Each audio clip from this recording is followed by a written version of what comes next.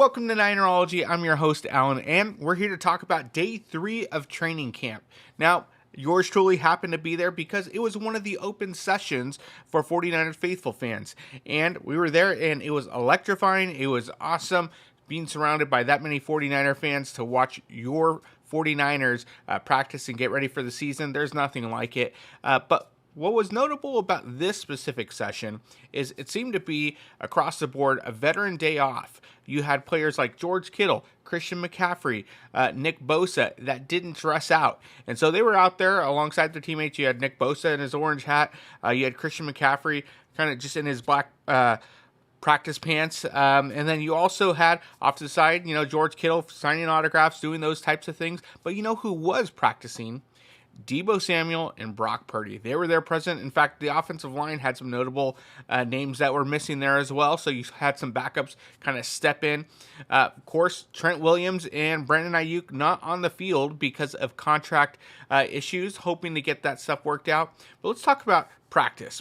Brock Purdy threw his very first interception this training camp to none other than Jair Brown, who seems to be taking another big step in year 2. We know how big of a impact he had after Talanoa Hufanga went down last year, kind of stepped in and played outstanding as a rookie. And it seems like he's ready to progress to year 2, and he showed that by intercepting Brock Purdy on a deep throw to Deebo Samuel. Now, should he have thrown that? Probably not. Deebo was double covered, but this specific practice session was geared more for deep passes, play action, those types of things. And he took the shot, and Jair Brown was there at the right place at the right time and didn't pull a Jaquiski Tartt. He actually came down with the ball. And so props to Jair Brown. Looking forward to that next step. A couple other notable defensive backs that look great.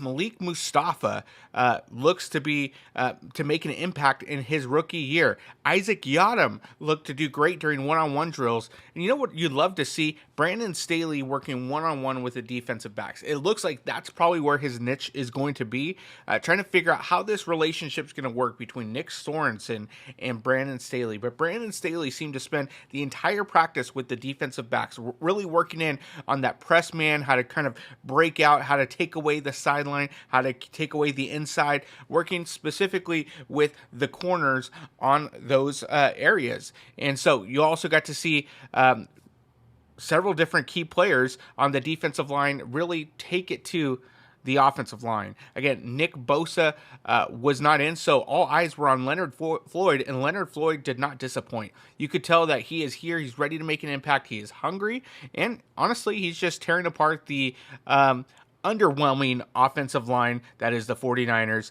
especially without Trent Williams. So Leonard Floyd is having a field day with the offensive line. Hopefully that is an eye-opener to Kyle Shanahan and John Lynch that they need to find a way to upgrade that or scheme around their deficiencies. But good news is Ricky Pearsall, even with the hamstring injury, was working on routes on the opposite field, and he seemed to be great catching balls in stride, really working on his breaking in and breaking out routes, and it seemed like he was a full go.